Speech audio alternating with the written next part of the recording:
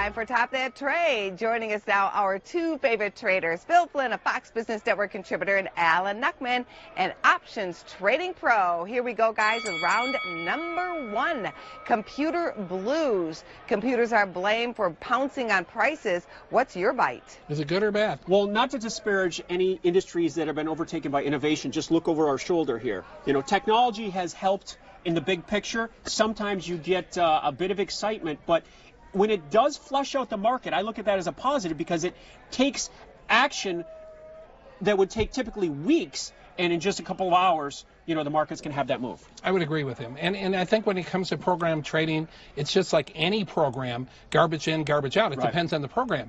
You know, it's not like one program is driving the market. There's probably hundreds, if not thousands, that are driving these markets either higher or lower. So I agree with Alan. You know, there's no way you're going to take computerized trading out of the futures market or out of any market because it's here, but I do think in some ways it makes it more efficient. For example, I think the sell-off, the correction, everybody says, oh my gosh, we had a 10% correction in a day. You take the stairs up and the elevator down. Round number two, guru guidance. Tony Robbins is famous for having people walk on hot coals to get over their fears. Is that a good strategy for stock market correction? It is, because it gets you through your fear that you can break through anything and you can do anything. If it's mind over matter, and it's basically about your life. If you believe it, you can achieve it. That's Tony Robbins' thing.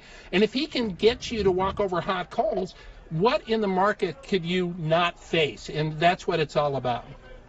One of his little quotes here, setting goals is the first step in turning the invisible into the visible. So I think gurus are good. They give you discipline. But I think the message that I took out of what he was saying is that get used to corrections. Historically, there's a correction almost every single year and averages about 13% and lasts about 2 months. Well, here's another hot topic. Round number three, CEO payday.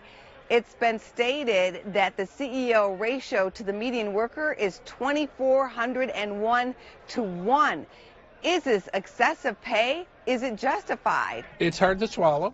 Okay. But it depends on how much of his salary, how much is his bonus based upon the stock performance. You know, the stock performance is a whole other thing. They don't necessarily, sometimes they could do some.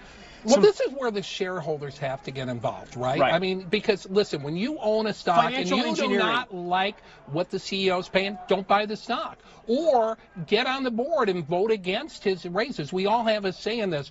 You know, that's the thing about being a stock holder. You're not just a person. You're an owner. You are an owner, right? And you have a say. And if you think the CEO is making too much for his performance, people forget that they are actually part of the company. And this can help you make money. If you think a CEO is way overpaid, sell the stock. Find one where the CEO values in life. I know some of the guys that got paid the most were in the media industry. Disney, CBS, Charter Communications, were all big salaries.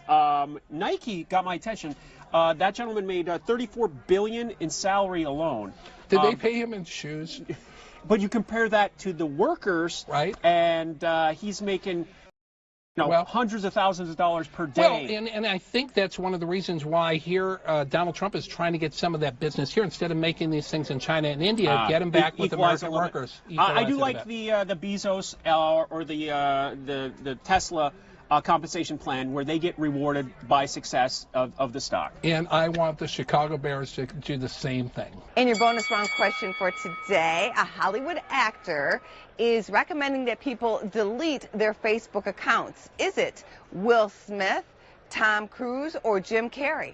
Oh, it's not Tom Cruise. Not Tom Cruise. I think she gave us a none of the above again. I think it's none of the above. I'm going to go with, what was it? It was Will Smith.